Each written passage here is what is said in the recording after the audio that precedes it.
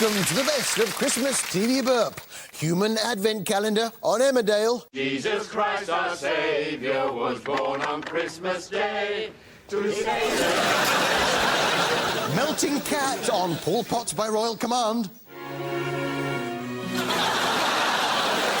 And Ian and Jane Beale prepare to watch Christmas EastEnders. It's time, isn't it?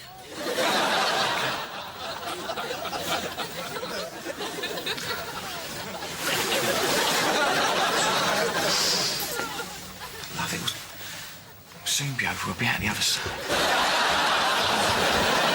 Well, happy Christmas, everyone! Just leave it, all right? I wish I'd never have said nothing. I'm not drunk. Yes, you are. Just get up, please. Not Just me. come on. It's all of my arms, it's all your fault. Yeah, happy Christmas. You're a bit of a downer. Well, you're probably like me. You like Christmas, but you're always faced with that difficult problem. I can't get through the holidays without ham, wouldn't want to. And I can't have ham without my spiced peaches. Oh, exactly. You can't have Christmas without ham. You can't have ham without spiced peaches. So you end up having to make your own spiced peaches. Hang your stockings and say your prayers, 'cause Santa Claus comes tonight. And look how beautiful this is. I mean, who wouldn't want to be given this as a present? Me! Hey, yes, I want. For their money. A jar of peaches, great. I wanted an electric guitar. Oh, she's a big one for the old homemade prezzies, is Nigella. I'm hopeless at gift wrapping. I mean, I can make a book look like a bottle of wine, but actually this is quite easy. Oh, poor Nigella. Yeah, there's a present here. A present? Happy Christmas from your #1 fan, Nigella. Oh, well, looking at it, looks like, could it be a electric guitar?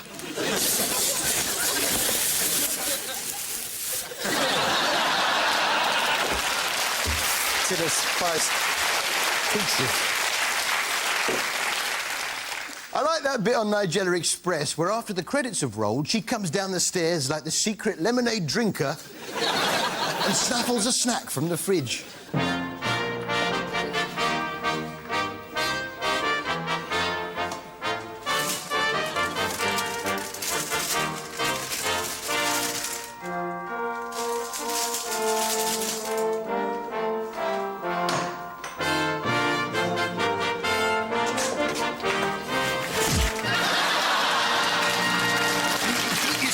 Peaches and all.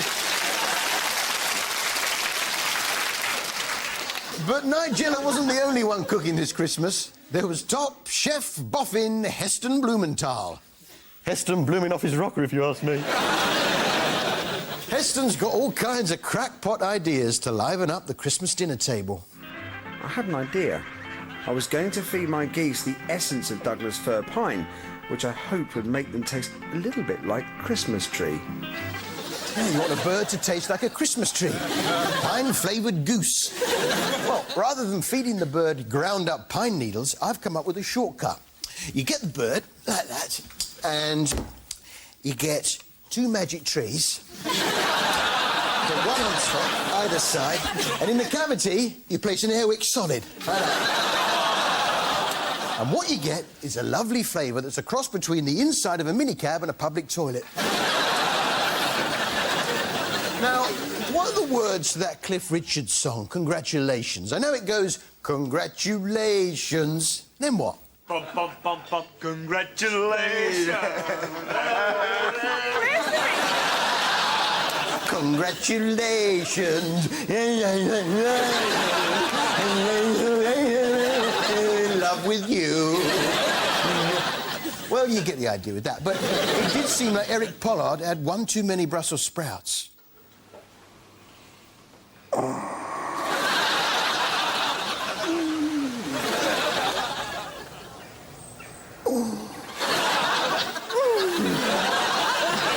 they're so clever, the soap writers. You just never know where the plot's going to take you. Take Emmerdale, where Tom King had every reason to believe he had a long and happy life ahead of him. You do realise that at this precise moment, Dad's worth more to us dead than he is alive. If If you had died instead of Mum, we'd be a lot happier. You will pay for breaking my heart, Tom King. If I were to go now, I'd die a happy man. Where could this be leading me?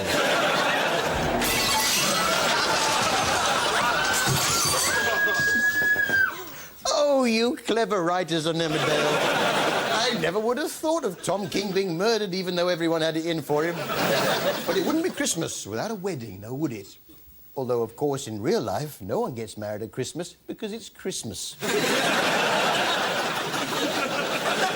Tom King really pushed the boat out. But a little tip, put the red carpet down before you erect the marquee. This is turning into quite a production number. Yes, well, I'm not married. You're going to have to move it a foot nearer the road. I love a sing-song at Christmas. We're walking in the air. Oh, Walking in the Air, my favourite. We're floating in the moonlit sky. Yeah, all right, sweetheart, yeah. People far below are sleeping as we fly. She stopped. Lovely. We're walking. Oh, God, she started up again. The people far below are sleeping.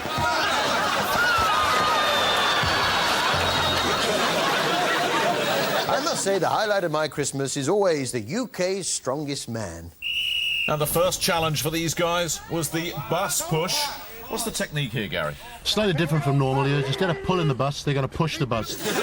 Yeah. Instead of pulling it, you push it. Here's how Pat got on. Ireland's Pat McNamara managed to get a time, but he was in some distress. Oh, where am I? What's going on? Oh, he's about 60. Bus push. Bus pass, more like. But my favourite and the eventual winner was Glenn, Who's the Daddy Ross. Let's see him in action. Well, he's starting to slow a little bit here, a little bit of blood seeping from the nose. That's a blood vessel going there. Just shows you how much he's putting into it. When you get a nosebleed from lifting something, that's probably a sign that maybe it's a bit too heavy for you. Bad Girls signed off this Christmas with their last episode ever, telling as it does the story of a women's prison. Now, I'm sure you're aware that the UK's prisons are overcrowded, drugs are rife, and the inmates are under the constant threat of violence. Facts that Bad Girls on ITV1 has never flinched from showing. And the Christmas special was the usual slice of gritty realism.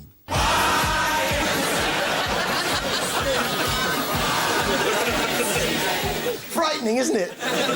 And the language. All right, time's up. Oh, come on, Mrs. Hollenby. We haven't had half hour yet. Think yourselves lucky you've had that. I'm short-staffed, so jingle bells out of it. Come on.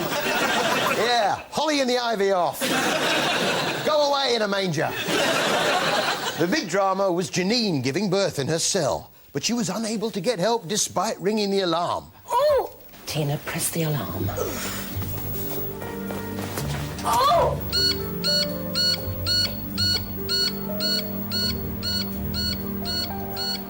You think I'm having any more of your fun and games? You've got another thing coming. An interesting sound, that. You're probably wondering how that alarm works. Well, I've got it here. Now, inside this are two mice. When I press the button, it sends an electric shock into one of the mice. And the other mouse tries to resuscitate him.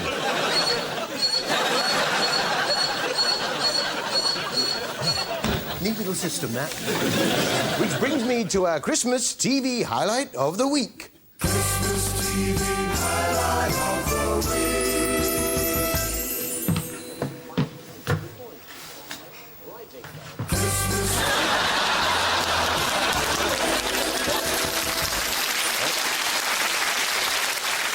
Even the EastEnders' Christmas decorations were a little sleazy, like this snowman who appeared to be lap dancing.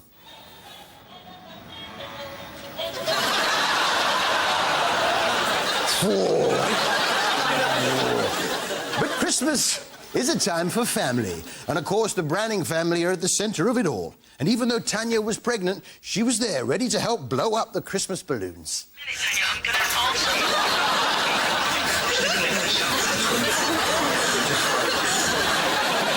But even even had a twist on the nativity play. They replaced Joseph with Osama bin Laden. Dot was in a very excitable state and had dressed up especially for the big show. Oh, what is it? Hurry up, you'll be on in a minute. I shall never get this dress done up for the life of me. There you go, Dot. Wait a minute. You can play tunes on it. Presenting Harry Hill plays the Christmas hits on Cotton Zip, including Merry Christmas, Everybody by Slade. Wham's masterpiece, Last Christmas.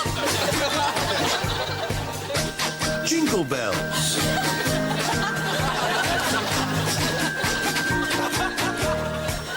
Plus a bonus track by Leona Lewis.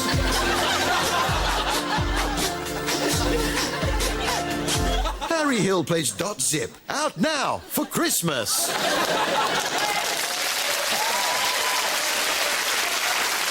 At least some of the occupants of Albert Square had a reasonable Christmas. The EastEnders crackers. I've got a box of them here, look. There we are. Right then. And who better to pull a cracker with than... Happy Christmas, Harry. It's the UK's strongest man, the daddy, Glenn Ross. Would you pull a cracker with me, Glenn? My pleasure, Harry. Right. Go!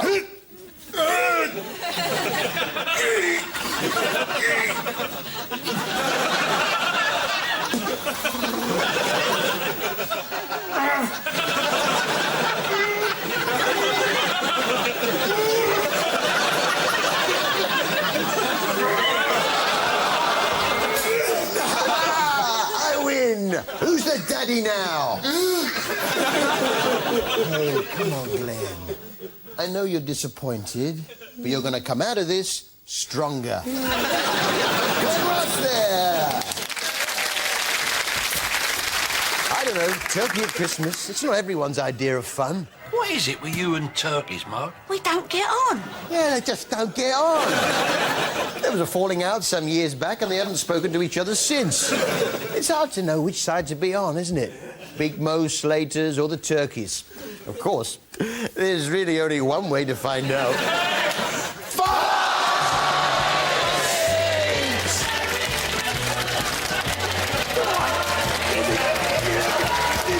See you after the break.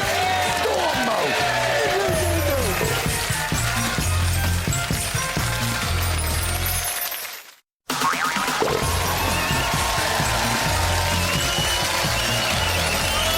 Welcome back to the best of Christmas TV Burp. Drunk Christmas tree on Emmerdale. Oh, I'm so drunk. Surprise for pregnant lady on Holby. One of the nurses said you had a puppy. And Dare Von Corrie finds a rather seasonal method of birth control. It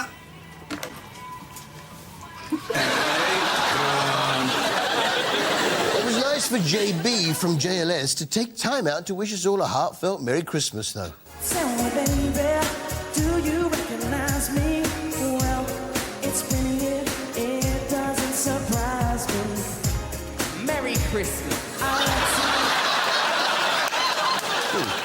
Merry Christmas! JB. Here, let me show you what I got for Christmas. A Robin Hood bow and arrow set.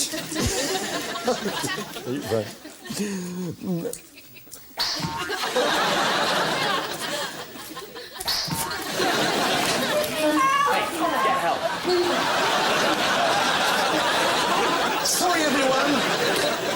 But Holby is an equal opportunities employer. In fact, you don't have to be bald to work there. Yeah, well, we're not as sure yet. I'm getting my people to review the CCTV. If he is a nurse, he'll have a keep for him. If he is a nurse, yes. But we're not 100% certain he is. But it helps. So with all this bad news about on the soaps, the recession, war on terror, Eoghan Quigg not winning X Factor, it would be nice to get some good news for a change. The good news is Tracy is ready to begin assembling her melon ball skewers.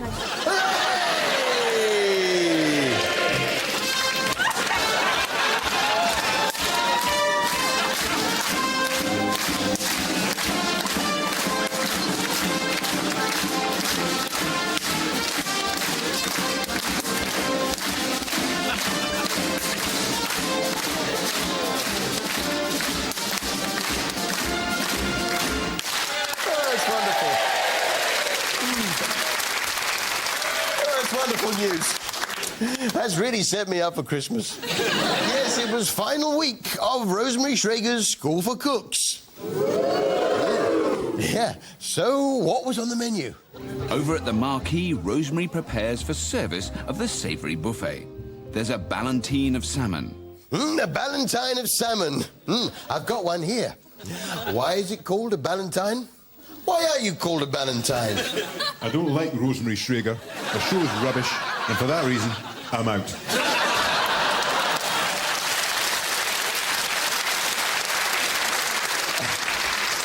And for pudding, a lovely summer fruit roulade full of cream.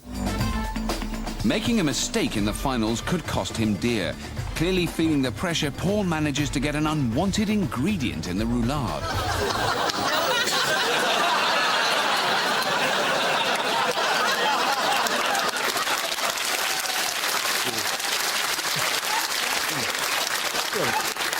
Could do with some more cream. Rosie Schrager wasn't the only cook with a show on. It being Christmas, they were all at it with their Christmas cookery shows. I couldn't help being distracted by Alison's roast potatoes on The House Guest at Christmas. But one thing they do all like are Alison's legendary roast potatoes. Of course, when it's all Christmassy here, it's nice to know what's going on in warmer climes, which brings me to A Place in the Sun, who were faced with a choice between a place in Ireland and a place in Warwickshire, neither of which are in the sun. And our host, Jasmine Harmon, thought she'd found them the perfect spot in County Mayo. Now, this next property we're going to have a look at is just here, and I thought the scenery around it actually reminds me a little bit of where you two live in the Limousin. What do you think? No. No. No. Still, it's a nice spot. It's very pretty around here, though, isn't it? No. No. OK. But you've got to admit the area's not bad. Do I sense you're not very keen on the area? No. Come on, all those no's, there must be a yes in there somewhere. Do you hate it? Yes. At last, something positive. You know when you're in a restaurant, you've ordered your dinner, but you never really know what's going on in the kitchens, do you? Where's that truck? Put it down. Just listen to me, please. Excuse me, any idea how long this is going to be? Get him down.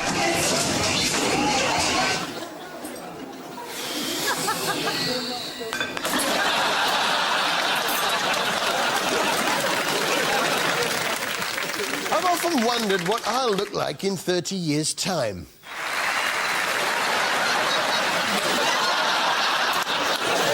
Yes, this was Sports Personality of the Year.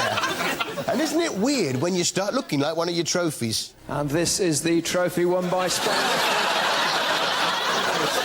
It wasn't just Sports Personality, no. It incorporated Young Sports Personality of the Year. Or, if you haven't got time to say Young Sports Personality of the Year, just roll it into one. Isn't that right, Ricky? Well, Ricky, you have the envelope. Will you do the honours, please?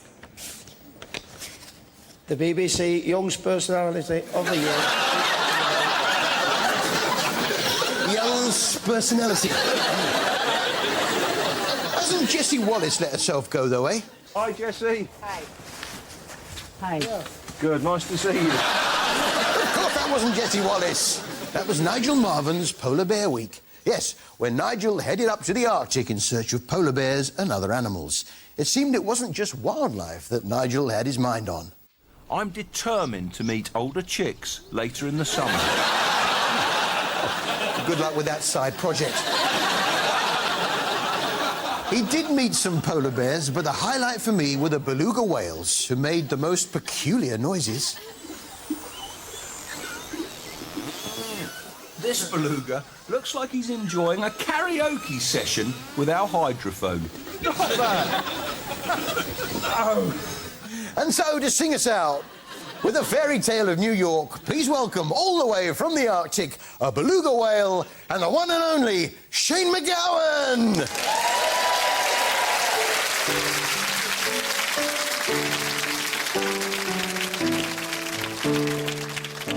Oh, It's Christmas Eve, babe, in the truck tank, and an old man said to me, won't see another one. And then he sang a song, the rare old mountain dew. I turned my face away and dreamed about you.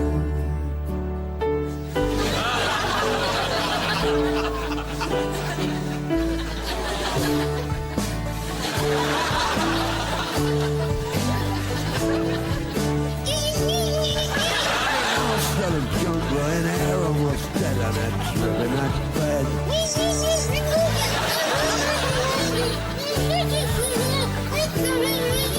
The boys of the NYPD chorus to sing way back, the bells are ringing out for Christmas Day.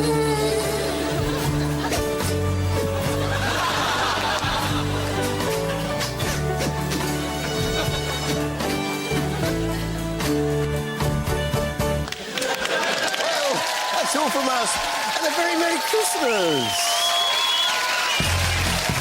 The children's classic fairy tale of the boy that never grew up is with us at 4:15. We're all off to Neverland for Peter Pan. Next, let the Winkle see the picker and take me out.